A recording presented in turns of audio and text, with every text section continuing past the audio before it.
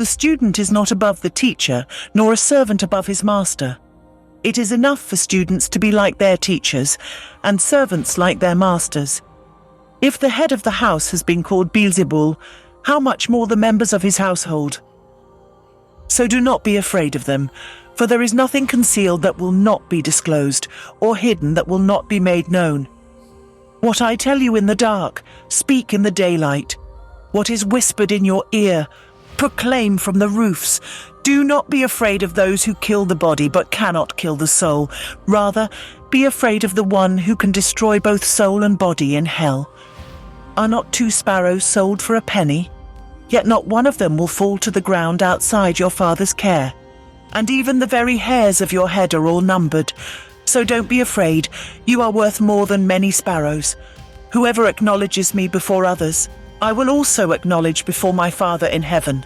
But whoever disowns me before others, I will disown before my Father in heaven.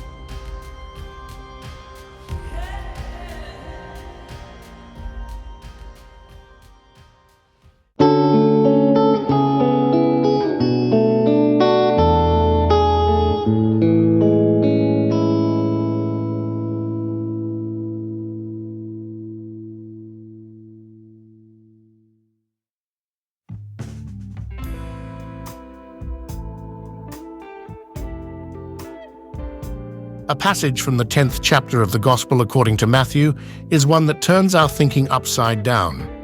Jesus reminds us that the disciple is not above the master, nor the servant above his Lord. In a world where many people chase after recognition, power, sex, and money, these words sound almost like heresy. But perhaps that's the point? Maybe Jesus intentionally disrupts our established norms to help us see something deeper? Let's be honest with ourselves. How many times do we avoid saying, "I don't know, I'm sorry, I made a mistake," or "I need help"? How often do we, instead of admitting to an error, prefer to pretend that everything is fine? Our pride, our fear of judgment, our desire to be seen as perfect, all of this is the opposite of what Jesus teaches us.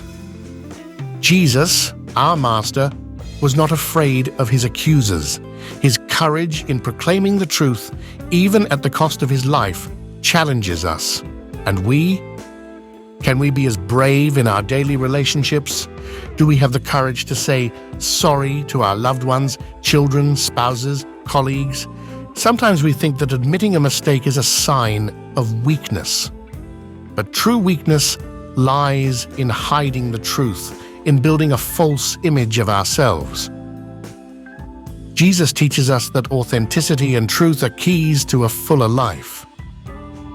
He tells us, "Do not be afraid of those who can kill only your body, but cannot touch your soul." Courage in admitting mistakes, courage in speaking the truth, that is true strength. In family relationships, this truth is even more crucial. How often do we try to be perfect parents, perfect partners, instead of simply being ourselves? How often do our children learn pretense from us rather than authenticity? Wouldn't it be better to show them that mistakes are part of life, and that apologizing and asking for help are signs of strength, not weakness?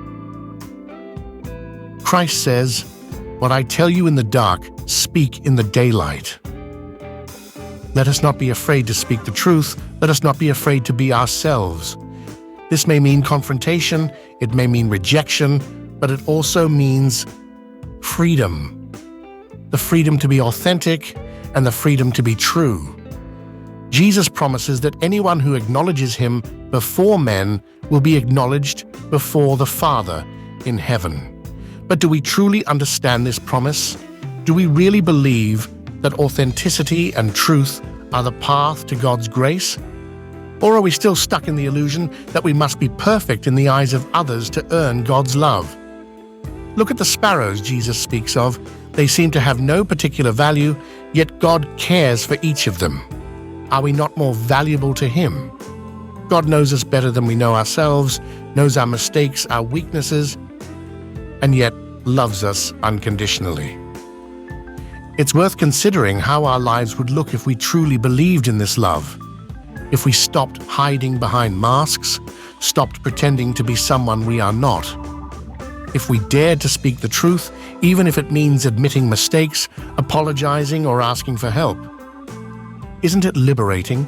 Isn't it truly living in accordance with the gospel and with ourselves? Perhaps the greatest challenge for us is precisely this courage to be authentic, true. Perhaps this is the most difficult but also the most beautiful call that Jesus places before you. May this gospel inspire us to live boldly in truth. May it remind us that our worth does not depend on how others see us, but on how God sees us. And He knows us better than we know ourselves and loves us unconditionally in both sunny and cloudy days. May God bless us all.